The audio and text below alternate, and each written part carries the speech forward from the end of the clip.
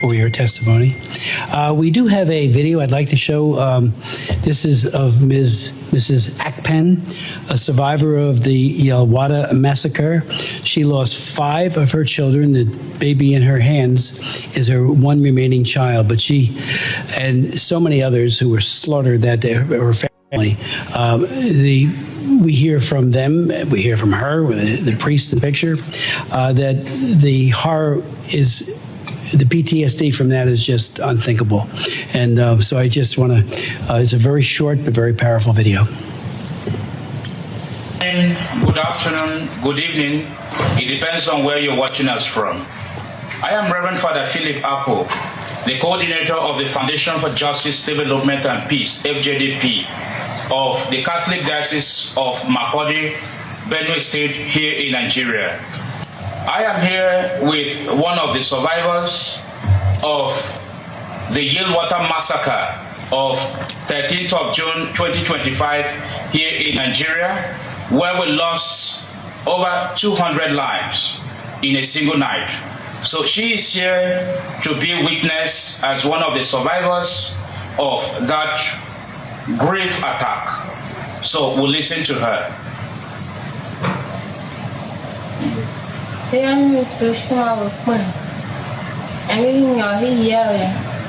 That her name is Msushima Akpen.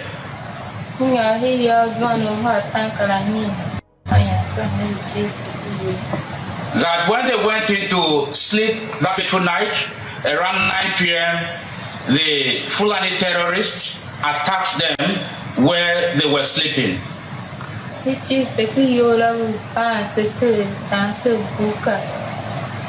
they were locked inside the camp at Yelewata, and they were butchering them with cutlasses and shooting guns as well.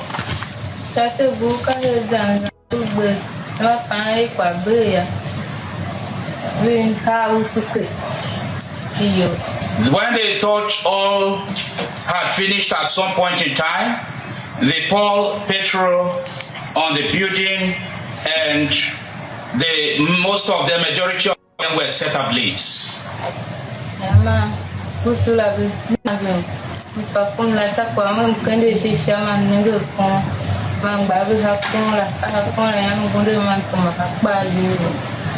That in the course of this action, she saw a tree up when she lifted up her eyes, and she raised her hands, head on a tree, climbed up where she was able to hit herself.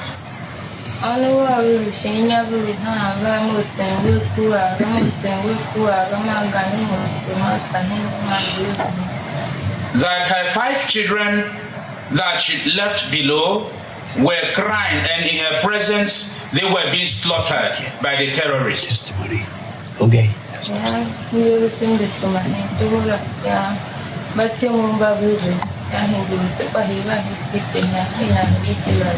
That she ran out into the bush at some point, and those who came for rescue would now bring her out of that place at some point, and she was able to witness the whole drama.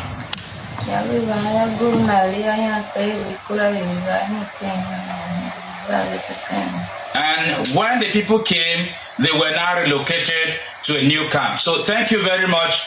This is the much we can receive from Msushima Akpen. God bless you.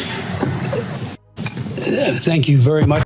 After watching all of these sad videos, and you still believe as in Nigeria, be it at the ruling class or somebody who have vested interest, that there's no Christian genocide or there's no killings in Nigeria, whatever is happening is happening all over the years.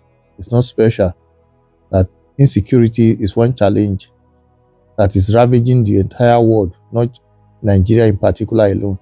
It goes to show that either something is definitely wrong with you, or rather there's something you are gaining from all of this. I believe at this point, if our president is still alive, he should wake up and swing into action and do the needful. I believe enough is enough, and it is high time that thing he accused Goodluck Ebele Jonathan of, that if he cannot solve the insecurity back then, as the commander-in-chief of the armed forces, there's need for him to step aside and leave and let capable hands take over Nigeria. I believe he should use that same language so far used by him against Goodluck. I believe he has to apply it to himself this time. He does not need a soothsayer. As we speak, those they kidnapped in Kwara State, about 38 of them, they buy 5. And the kidnappers are now making demands of 100 million naira each by each of them. And the family are going to pay through their nose just to see their loved ones again. And the family members are the one going through so many trauma at the moment. Yet the federal government, even the police, the army, are yet to make official pronouncement regarding them. That was how they have been doing all this while, and that is how it's going to continue until each and every one of them gather money just to set their loved ones free. So sad. I think at this time, the Americans shouldn't be delayed. Whatever they want to do, if they are working in collaboration with our army in any way they can, they have to swing it to action. Nigeria is surrounded. There has never been this wars since the creation of this country. Anyway, whatever you think, drop your comment in the comment section once again. Share and follow the page. For the record, if we talk, we will buy. If we not talk, we will buy. I believe it's high time everybody should speak up. I know they used this Nnamdi Kanu's own just to distract people so that it can be talk of the day. They have done what they intend to do. Let the legal team now begin to file an appeal against the judgment. Why we keep talking about the insecurity in the land?